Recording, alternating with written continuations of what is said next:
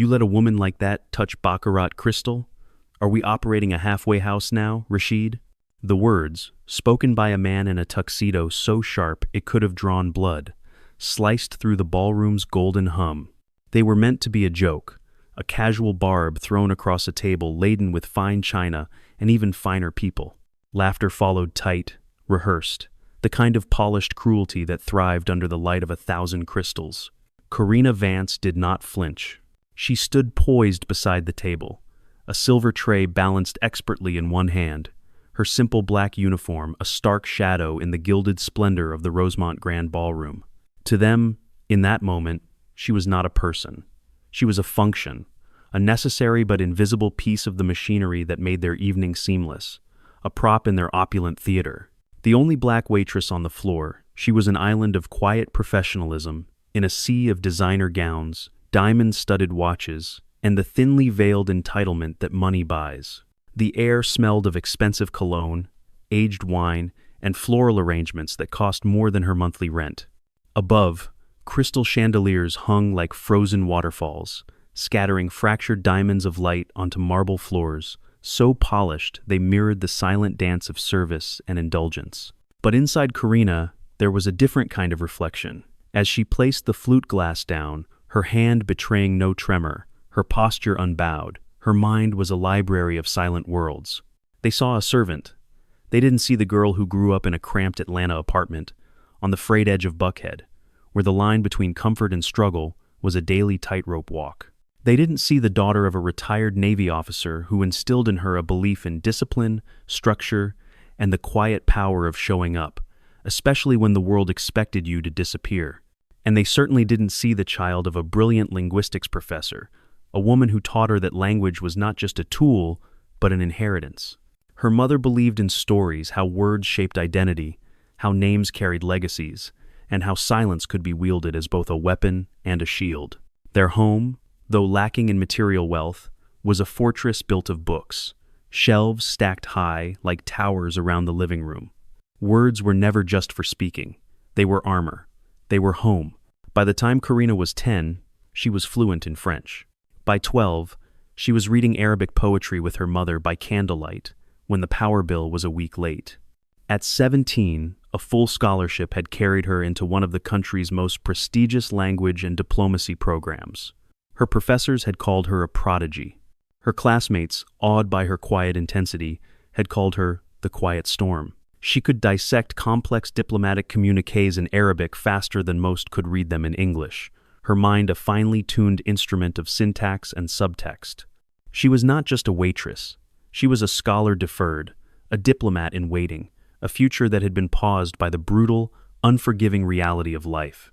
She carried all of this within her, a universe of knowledge and memory tucked behind a polite, neutral expression. She had learned long ago that in rooms like this, her greatest asset was her invisibility. She performed her duties with a precision that bordered on art, ensuring that nothing was ever out of place, so no one would ever have a reason to look too closely at the woman performing the task. Tonight, however, silence would not be enough. It began, as cruelty often does, not with a roar, but with a whisper. As Karina approached table 9, the evening's gravitational center, where the host Rashid El-Jamil held court, she moved with the practiced calm that had become her second nature. Her tray was steady, her eyes focused only on the task at hand. She placed a folded linen napkin at each setting, the creased edges aligned with mathematical perfection. "Look at her hair," a woman in champagne silk whispered, just loud enough for the sound to carry. Her own blonde curls were a sculpted masterpiece, the work of someone paid $1,000 an hour. She smirked at the man beside her. "It's like she's hiding a bird's nest in there." The man chuckled, a low, dismissive sound. Karina said nothing. She had heard worse. She moved to the next setting. Another guest, swirling a deep red wine in his glass, eyed her as if she were a piece of furniture he was appraising. "Think she understands a word we're saying?" he asked the table, his voice loud with performative curiosity. "Probably just, 'Yes, sir,' and 'Right away, sir,'" someone else replied. The laughter that followed was sharper this time, a volley of social arrows designed to pierce. Karina continued her silent work. She refilled water glasses, her movements fluid and efficient. She adjusted a knife that had shifted a fraction of an inch. She nodded politely when a hand gestured for more wine, her gaze never meeting theirs, for that was the unwritten rule.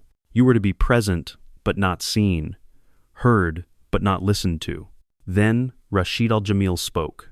He was the master of this universe, a billionaire CEO whose charm could disarm politicians, and whose tongue could flay an opponent. He was reclining in his chair, his tie loosened just so, a portrait of casual power. His voice, when it came, was smooth as velvet but heavy with disdain. He said something in Arabic, a casual, colloquial dialect, and his table exploded into laughter again. This time it was not a whisper. It was a roar of shared amusement, a celebration of their own superiority. But the words were not just a joke, they were a targeted strike. He had looked directly at Karina, a smirk playing on his lips, and said, "This one, she's like the help back home. You dress them up, let them carry Crystal, but they still walk like they're in the fields." The line hit the air with the force of a physical slap, not just to Karina, but to anyone who understood the language. And yet, the room did not gasp. No one challenged him. The guests at his table, bound by wealth and complicity, only laughed louder. It was a full-throated, teeth-baring laughter that affirmed his power and her insignificance. Karina paused. For a single, infinitesimal moment, her hand hovered over the table, the silver tray a shield. She felt the blood rush to her ears, hot and roaring, a storm gathering behind the calm facade. She had learned to wear serenity like armor, a lesson taught by her father and honed by years of navigating worlds that were not built for her. But even the strongest armor can be dented. She turned slightly, set down a wineglass beside Rashid's plate, and straightened to her full height. Her face did not change. Her posture remained perfect. Her voice, when it finally came, would not be loud. But it would be unforgettable. Karina placed the final glass on the table. Her hands were steady, a testament to a will forged in discipline, though her pulse hammered a frantic rhythm against her ribs. Her back was straight, her chin held not in defiance, but in a quiet, unassailable dignity. For a long moment, she stood perfectly still, letting their laughter settle around her like smoke after a fire. The wider room, lost in its own buzz, had not yet noticed the shift. But at table 9, the air was growing thick. Then, she turned her head. Her eyes, calm and unblinking, met Rashid Al-Jamil's. He smirked again, the expression of a man who believed he held all the cards. He was certain she had not understood him, that she, like so many others he had casually dismissed in his life, would swallow the insult, offer a tight smile, and retreat into the shadows of her station. She did not retreat. In perfect, polished Arabic, a classical literary form far more elegant than the street dialect Rashid had used, Karina spoke. Her voice was not raised. It did not need to be. It was clear and resonant, cutting through the lingering laughter like a beam of light through fog. "Al-Cristal la yuqalil min qadr alladhi yahmiluh," she said, her tone measured and calm. "Inama ya'is karamat alladhi yashrabu min." And 2. The crystal does not diminish the one who holds it. It only reflects the dignity of the one who drinks from it. The room fell silent. It was not a gradual quieting, but a sudden, sharp cessation of sound, as if a switch had been flipped. Rashid's smile vanished, frozen on his face before collapsing into disbelief. His wineglass hovered mid-air, the liquid inside barely trembling as if time itself had paused to listen. The woman in the champagne dress blinked, confusion spreading across her features like a stain. The man beside her, who had joked about birds' nests, coughed into his napkin, his laughter caught in his throat. No one moved, no one spoke. The words had not just been beautiful, they had been a flawless riposte, an intellectual checkmate delivered with devastating grace. They were intentional, fluent, and impossible to dismiss. Rashid tried to recover, his jaw tightening, but something flickered in his eyes, recognition perhaps, or the faintest glint of fear. He knew that accent. He knew that precise, educated tone, and he knew, with a certainty that chilled him, that she had not just memorized a phrase from a movie. She understood all of it, every condescending syllable he had uttered. Karina did not need to raise her voice. The silence that followed her sentence spoke more loudly than any shout could. It was a silence filled with the weight of his arrogance and her quiet, unyielding strength. She gave a slight, almost imperceptible bow of her head. It was not a gesture of submission, but a final, graceful closing statement, one that allowed for no rebuttal. Then she turned and moved to the next table, leaving a trail of stunned silence in her wake. Around the ballroom, a new sound began to ripple through the air, soft at first, cautious, whispers. Did she just speak Arabic? Perfectly. Who is she? Across the table from her father, Nadia Al-Jamil stared at Karina's retreating back, her gaze fixed as if she were watching a myth unfold in real time. She had been mortified by her father's comment, a familiar sting of secondhand shame, but now that discomfort had transformed into something else, something dangerously close to awe. Her hand, which had been clenched tightly around her napkin, slowly unfurled. Somewhere in the gilded heart of the Rosemont Grand Ballroom, the balance of power had quietly, irrevocably begun to shift. The silence that had fallen over Rashid's table was thick and uncomfortable. Guests shifted in their seats, their earlier amusement curdled into embarrassment. Some stared intently at their wine glasses, desperately trying to pretend they hadn't been roaring with laughter just moments before. But power, once challenged, does not surrender easily. Ego is the last thing to sit down at a dinner party.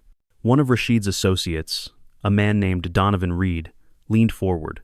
He was a well-known economist, a man accustomed to filling lecture halls and morning news segments with his confident skepticism.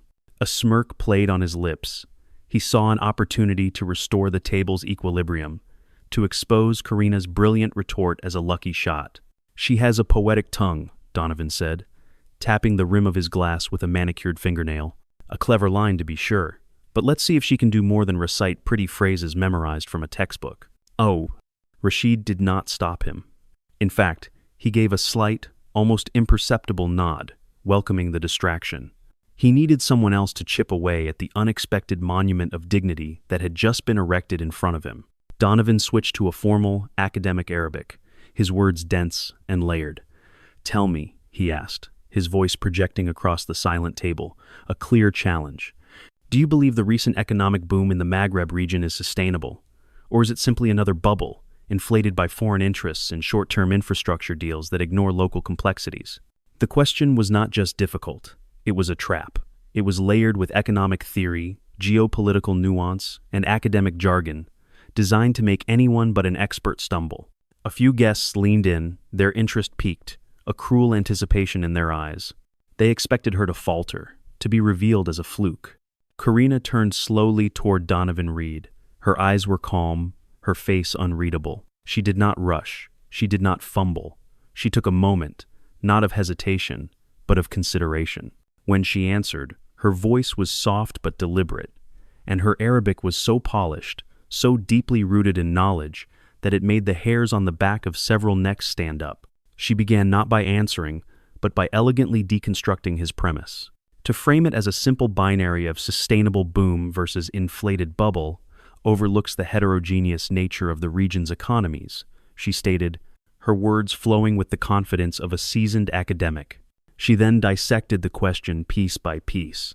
She cited recent trade data from a World Bank report issued just 2 months prior. She referenced historical patterns of post-colonial growth and dependency in North Africa, drawing a sharp, insightful line from the past to the present. She even offered a subtle commentary on the socio-political ramifications of Chinese investment versus traditional European partnerships, a point so nuanced that only someone with real, deep-seated expertise would know how to deliver it.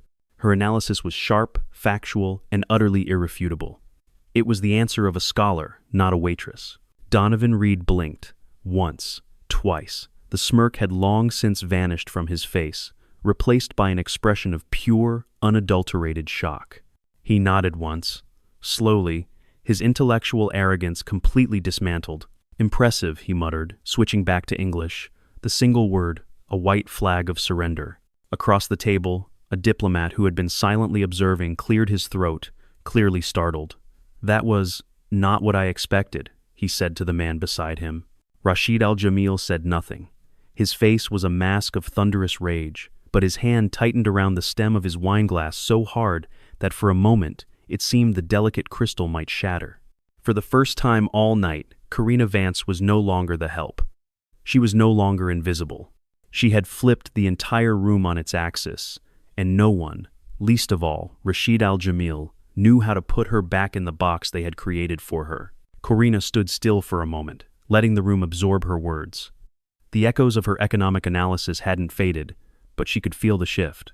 Eyes that had once skimmed over her were now locked in place, filled with a mixture of curiosity, respect, and unease. Then, she reached into the pocket of her apron. It was not a dramatic move. It was simple, quiet, and practical. But the gesture carried a weight that pulled every gaze toward her. From the inner pocket, she withdrew a small, worn envelope. Its edges were frayed, the paper slightly yellowed with age, but the seal on the back was unmistakable. The embossed gold logo of Al-Jamil Energy Group. The moment Rashid saw it, something in his carefully constructed composure finally cracked. A flicker of confusion, then dawning recognition, passed over his face. "I found this again last week, when I was sorting through old papers," Corina said quietly. Her voice remained steady, but beneath it ran the current of years of unspoken history. "I wasn't sure why I had kept it. Maybe to remind myself that it was real, that it had happened." She held the envelope up, not like a trophy, but like a fragile memory being brought into the light. "It's a letter," she continued, her gaze now fixed on Rashid. "A formal invitation, an offer for a full scholarship to a summer mentorship program in international relations. It was signed by Mr. Rashid Al-Jamil himself." She paused, letting the words settle. "It's dated 4 years ago." A collective, quiet gasp moved through the room like a breeze across tall grass. It wasn't loud, but it was unanimous. "I earned it," she added, her voice clear and without a trace of self-pity. "Back when I was the top language student in my department at the university, I was meant to study under the best. I was meant to be a diplomat." Her eyes briefly scanned the room, acknowledging the diplomat who had spoken earlier. "My life was supposed to be very different, until it shifted." She didn't elaborate on what had happened. She didn't need to speak of her mother's diagnosis, of the 48 hours in which she had dismantled her future to become a caregiver, of the years spent in hospitals and at bedsides. The worn envelope said enough. It spoke of a path not taken, of brilliance sidelined by duty. Rashid's face was now completely blank. The rage was gone, replaced by a hollow shock. No words came. He stared at the letter as if it were a ghost from a past he had no memory of, but knew he had inadvertently shaped. "I never accepted the offer," Corina said, her tone calm, without a hint of accusation. "My mother fell ill before I could reply. Life, as it does, had other plans, but I always wondered." She looked directly at him, her gaze penetrating the layers of his wealth and power, seeing only the man who had signed his name to her future and then, years later, dismissed her existence. "I always wondered, Mr. Al-Jamil, if I had shown up to your office back then, dressed exactly as I am now, would you have opened the door?" Silence. No one moved. No one laughed. No one breathed. Because that question was not rhetorical. It was a mirror, and in its reflection, every person at that table saw their own assumptions, their own prejudices, their own quiet, daily decisions to judge a person by what they wore, where they stood, or what they served. Corina gently folded the envelope again and slid it back into her pocket, returning the ghost to its resting place. Then, she turned to the guest next to her. "Would you care for more water, sir?" She had gone back to work, but the room was not the same, and in their eyes, neither was she. The silence that followed Corina's question wasn't just awkward, it was charged. It hummed beneath the golden chandeliers and curled into the folds of every expensive tablecloth. For the first time all night, no one reached for a wine glass. No one dared to speak. The mirror Corina had held up was still there, and no one liked the reflection they saw. Nadia Al-Jamil had sat perfectly still, her fingers twisted into a knot in her lap. She looked nothing like her father in that moment. There was no arrogance in her posture, no calculated charm in her eyes. There was only a profound and heavy weight in her chest that she could no longer ignore. She stood. The scrape of her chair against the polished floor was a soft sound, but in the profound silence, it was as loud as a gavel. It was a delicate, firm sound that broke the stillness. Slowly, purposefully, she walked around the table. She did not look at her father. Her focus was entirely on the woman in the black uniform who had just refilled another glass without a word. She stopped beside Corina. Everyone watched. "I want to apologize," Nadia said quietly, but her voice carried across the table. "To you." Karina turned, her expression guarded, unsure at first if the gesture was genuine. But Nadia's gaze did not waver. Her posture was not performative, it was personal. "I have been in rooms like this my entire life," Nadia continued, her voice gaining strength. "I have watched people be dismissed for how they look, how they speak, or where they stand, and I have said nothing. My silence makes me guilty, too." A low murmur rolled through the crowd. Guests exchanged glances, some startled, some shamed, some unsure of the proper etiquette for a moment, so raw and real. Then, unexpectedly, a woman at a nearby table stood. She wore a simple navy blue dress, a diplomatic badge pinned just beneath her collarbone. It was the same diplomat who had been impressed by Karina's analysis. "She's right," the woman said, her voice clear and authoritative. "Too many of us sit quietly while the room gets colder, while dignity is treated as a commodity." She crossed her arms, not defensively, but as someone reclaiming a piece of her own integrity. One by one, others followed. A silver-haired man in a tailored suit, a well-known philanthropist, nodded slowly and rose to his feet.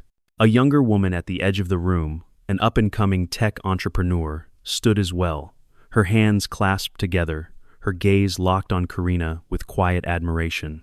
Even a famous actor, seated discreetly at a back table, got to his feet with a slight, respectful bow of his head. It wasn't everyone. Some guests remained seated, stiff with indignation or embarrassment, their smiles tight and fragile. Rashid Al-Jamil was frozen in his chair, his face a canvas of fury and humiliation. But the room had tilted.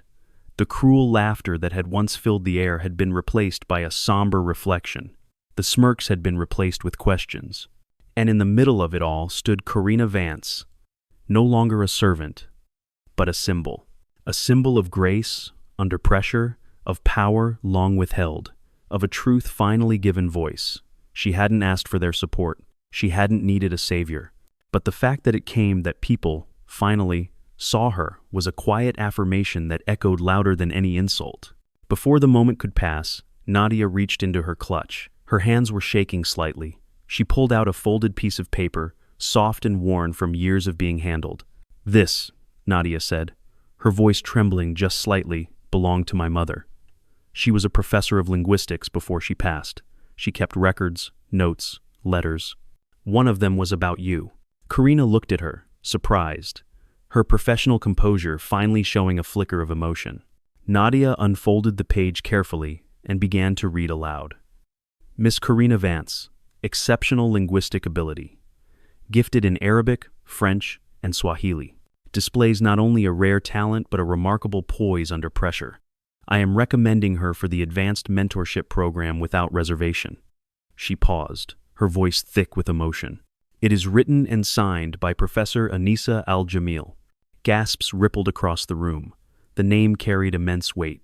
Professor Al-Jamil had been renowned, a giant in her field, and the late, beloved wife of Rashid. Rashid's face went pale, the color draining from it as if he'd seen a ghost. His hand dropped from his glass.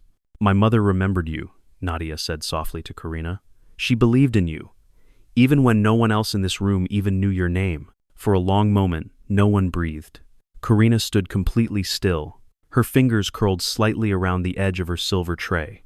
She didn't smile, she didn't gloat, but something shifted in her stance, like a burden she had carried alone for years had just been gently lifted from her shoulders. Nadia folded the letter again and approached Karina. She didn't offer it as proof to the room, but as a peace offering from one woman to another. Karina accepted it with a single, grateful nod. Then, she turned back to the table, her composure restored, her dignity absolute. "Would anyone care for more sparkling water?" she asked, her voice smooth, her tone professional.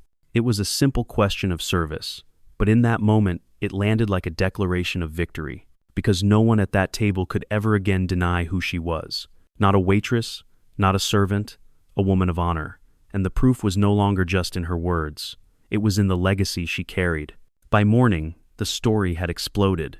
Someone at the gala, a guest at a nearby table, had filmed the moment on their phone. The video was grainy and unsteady, but its content was raw and electric. It captured Karina's calm, devastating rebuttal in Arabic, the stunned silence of the room, and the defiant apology from Nadia Al-Jamil. By dawn, it was on social media. It was shared under hashtags that caught fire. Number Echo of Dignity, number Karina Vance, and number The Rosemont Reckoning. Within 12 hours, the clip had surpassed 5 million views. Celebrities reposted it with captions of support. Journalists dissected its cultural significance. Activists praised it as a masterclass in confronting prejudice. Quote, "Cards with her words, translated into dozens of languages, flooded the internet. The comments poured in by the thousands. She said what we have all been dying to say. The way she carried herself, absolute chills. That is true power. Oh, this woman is a national treasure." But it wasn't just admiration for Karina. There were consequences for Rashid Al-Jamil. His name was suddenly everywhere, and not in the laudatory pages of business magazines. The backlash was swift and merciless. Board members of Al-Jamil Energy Group called an emergency meeting. By evening, they had released a public statement. "We are reviewing the incident with the utmost seriousness and sensitivity." Sponsors began to pull out of his upcoming real estate development deal. A prominent women-led investment firm issued a public letter declaring they would no longer do business with him. Media outlets unearthed old interviews and articles, painting a picture of a man whose arrogance was a long-standing pattern, not a one-time mistake. He wasn't canceled overnight power, like his is not so easily dismantled, but the brilliant shine was gone. The myth had cracked. An education nonprofit, inspired by her story, launched the Karina Vance Scholarship Fund within 48 hours, dedicated to supporting young women of color in language and diplomacy programs. Through it all, Karina herself never posted a thing. She gave no interviews, held no press conferences.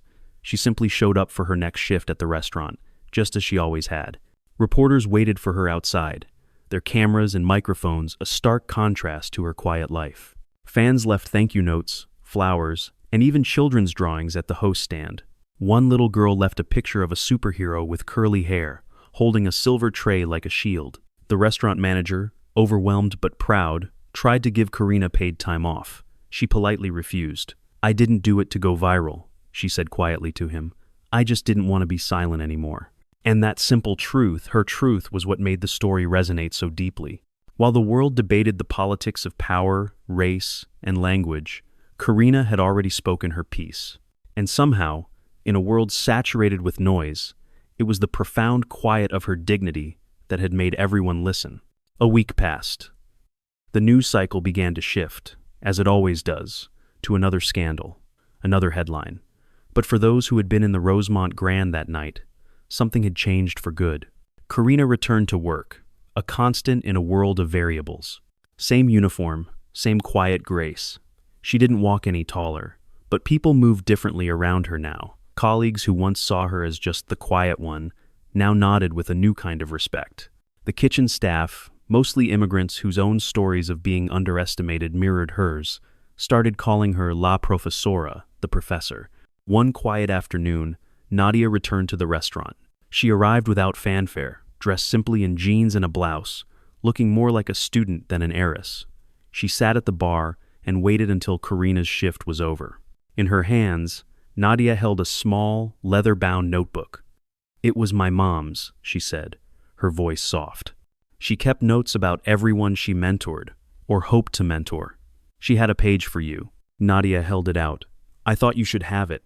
Karina took it slowly. She didn't open it. Not yet. Some things deserve to be read in silence, in private. Nadia smiled, a genuine, sad smile. "My mom used to say that some people carry words like tools, but others carry them like armor. You didn't just carry them, you wielded them, you honored them." Karina finally allowed a small smile of her own. "Your mother," she said, her voice low with emotion, "was the first person in that world who really saw me. Before anyone else even knew I was there, Outside the restaurant window, a young child walked by, holding her mother's hand. The girl pointed through the glass and whispered, loud enough to be heard, "Mommy, look, that's her. That's the lady who speaks all the languages." Karina's smile widened gently. Not every story needed a grand ending. Not every victory came with confetti and a parade. Sometimes, victory looked like a folded letter in your pocket, a quiet scholarship fund helping girls you would never meet. Sometimes it sounded like a silence that finally meant peace, not suppression. And sometimes it felt like standing exactly where you belonged, not because someone had finally let you in, but because you knew, with every fiber of your being, that you had earned your place all along. That was enough, and for Karina Vance, it always had been. Dignity, after all, doesn't need a spotlight. It doesn't raise its voice or slam its fist on the table. Sometimes, dignity just stands quietly, speaks its truth clearly, and waits with unwavering patience for the rest of the room to catch up.